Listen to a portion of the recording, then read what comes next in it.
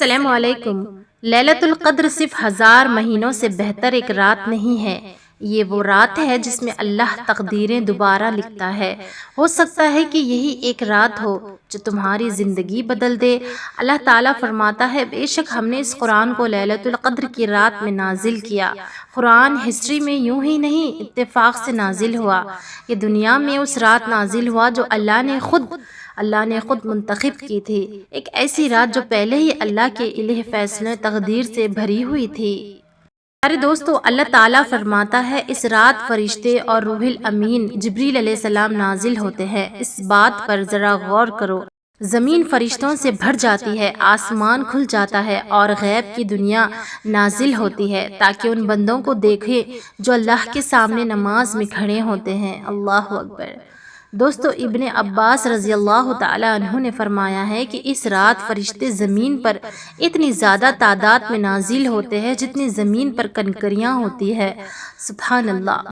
وہ زمین پر پھیل جاتے ہیں اور ان لوگوں کو تلاش کرتے ہیں جو نماز پڑھ رہے ہوتے ہیں، ذکر کر رہے ہوتے ہیں، دعائیں کر رہے ہوتے ہیں۔ یہ صرف کامل لوگوں کے لیے نہیں ہے بلکہ ان لوگوں کے لیے بھی ہے جو اللہ کی طرف پلٹ رہے ہوتے ہیں۔ اور یہاں سب سے حیرت انگیز بات یہ ہے کہ ایک رات کی عبادت 83 یعنی 83 سال کی عبادت کے برابر ہو جاتی ہے۔ اس کا مطلب یہ ہے کہ جو شخص 10 رمضان میں لیلۃ القدر پا لیتا ہے، اس کی عبادت 800 سالوں سے بھی زیادہ کے برابر ہو جاتی ہے۔ یعنی ایک چھوٹی سی زندگی میں صدیوں کی عبادت پر بھاری ہو سکتی ہے اگر اللہ اسے لیلۃ القدر نصیب فرما دے۔ دوستو، لیکن یہاں ایک اور گہرا راز ہے۔ لیلۃ القدر صرف اجر کے بارے میں نہیں ہے، یہ تقدیر لکھے جانے کی رات بھی ہے۔ اللہ تبارک و تعالیٰ قرآن مقدس میں فرقان میں ایک اور جگہ فرما رہے ہیں، اس رات ہر حکمت بھرا فیصلہ مقرر کیا جاتا ہے، تمہارا رزق، تمہاری آزمائشیں، تمہاری آسانیاں، سب کچھ۔ علماء اکرام نے فرمایا ہے کہ اس رات فرشتے اس تقدیر کو لے کر نازل ہوتے ہیں جو آنے والے سال کے لیے لکھی جا چکی ہوتی ہے۔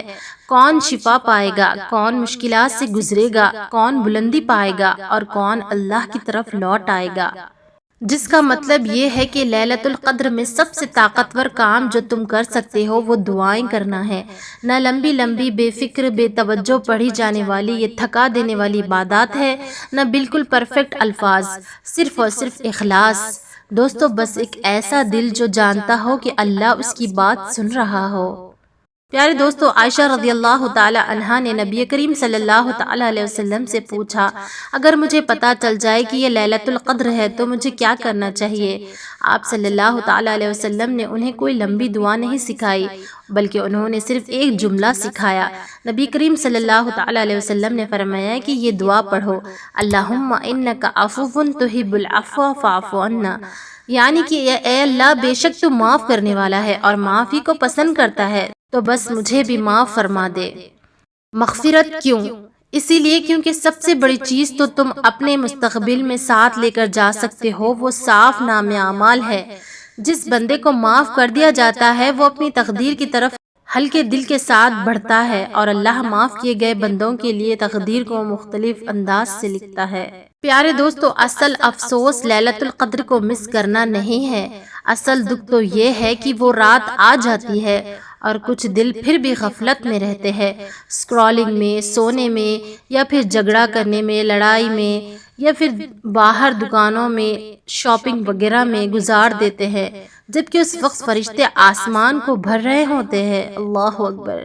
نبی کریم صلی اللہ تعالی علیہ وسلم نے فرمایا ہے کہ جو شخص لیلۃ القدر کی رات ایمان کے ساتھ اور اجر کی امید رکھتے ہوئے عبادت کے لیے کھڑا ہوتا ہے، اس کے پچھلے تمام گناہ معاف کر دیے جاتے ہیں۔ ایک رات زندگی کا نیا آغاز۔ تو اگر تمہاری زندگی بھاری محسوس ہو رہی ہے، تو اگر تمہاری دعائیں قبول ہوتی نظر نہیں آ رہی ہے، اگر تمہارا مستقبل غیر یقینی لگ رہا ہے، تو دوستو اس ایک رات کو کبھی کم نہ سمجھو جسے اللہ نے خود 1000 مہینوں سے بہتر قرار دیا ہے، کیونکہ تقدیر لیلۃ القدر میں بدل سکتی ہے۔ پیارے دوستو، 3 راتیں تو ہم نے گزار دی ہے، اب باقی رہی 27ویں اور 29ویں راتیں۔ واللہ عالم کب ہو لیلۃ القدر۔ علماء کرام کے نزدیک تو زیادہ تر 27ویں رات ہی شب قدر مانی جاتی ہے، تو ہو سکتا ہے کہ کل ہی ہو یہ بڑی رات۔ ابھی سے اچھی نیت کر لو کہ اس رات کو اچھے انداز سے اخلاص کے ساتھ گزاریں گے انشاءاللہ۔ کسی کو بھی اس انفارمیشن سے محروم مت رکھنا۔ زیادہ سے زیادہ مسلمانوں تک اس ویڈیو کو شیئر کیجیے، اور اس رمضان ایک عمل پر 70 نیکی کی نیت سے اس ویڈیو کو بہت زیادہ شیئر کیجیے۔